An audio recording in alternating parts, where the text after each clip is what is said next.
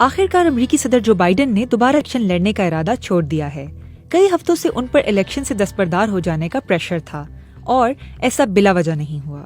Joe Biden 81 سال کے ہیں اور ان پر یہ کرٹیسزم کافی عرصے سے ہو رہا ہے کہ وہ عمر رسیدہ ہیں اور صدارت کا منصب صحیح سے نہیں سنبھال سکتے، اور پچھلے کچھ ہفتوں کی ان کی پرفارمنس نے ان تحفظات کو مزید مضبوط کر دیا ہے۔ جون میں سابق صدر اور ریپبلکن پارٹی کے صدارتی امیدوار ڈونلڈ ٹرمپ اور صدر بائیڈن کے درمیان سیاسی مباحثہ ہوا۔ اس مباحثے میں صدر بائیڈن کی باتیں بے ربط محسوس ہوئیں اور وہ اپنی بات صحیح طرح سے لوگوں کو کمیونیکیٹ نہیں کر پا رہے تھے۔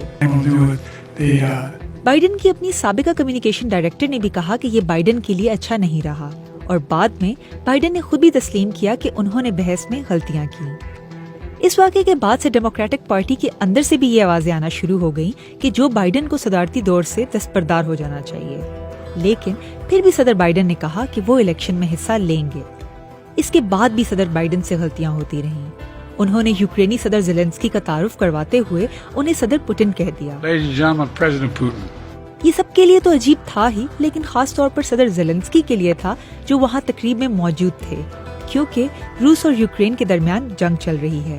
اور اسی دن انہوں نے اپنی نائب صدر کملا ہیرس کو نائب صدر ٹرمپ بھی بلا دیا، اور آخر میں انہیں اپنی انتخابی مہم روکنی پڑی جب انہیں کرونا وائرس ہو گیا، اور اس سب کے بعد آخرکار انہوں نے سوشل میڈیا پر دستبرداری کا اعلان کر دیا۔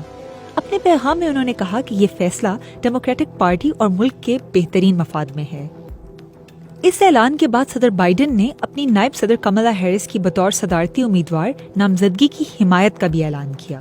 اب آگے کیا ہوگا؟ امریکی صدارتی الیکشن میں اب 4 ماہ رہ گئے ہیں اور ڈیموکریٹک پارٹی کافی مشکل میں ہے کیونکہ انہیں 1 ماہ میں اپنا امیدوار سامنے لانا ہے۔ 19 اگست کو ڈیموکریٹک کنونشن ہوگا جس میں صدارتی امیدوار کی نامزدگی ہوگی۔ صدر بائیڈن پہلے ہی اپنی جماعت کی نامزدگی حاصل کرنے کے لیے درکار ووٹ حاصل کر چکے تھے۔ اب اگر ڈیموکریٹک کنونشن میں یہ ووٹ کملا ہیرس کو مل جائیں تو وہ ڈیموکریٹک پارٹی کی طرف سے نامزدگی حاصل کر سکتی ہیں، ورنہ یہ بھی ممکن ہے کہ کوئی اور نامزد ہو جائے۔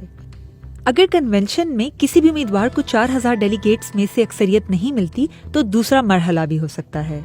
کملا ہیرس کی نامزدگی کی دوڑ میں شامل ہونے کی خبر سامنے آنے کے بعد سے کئی ڈیموکریٹک پارٹی کے رہنماؤں نے ان کے لیے اپنی حمایت کا اعلان کر دیا ہے۔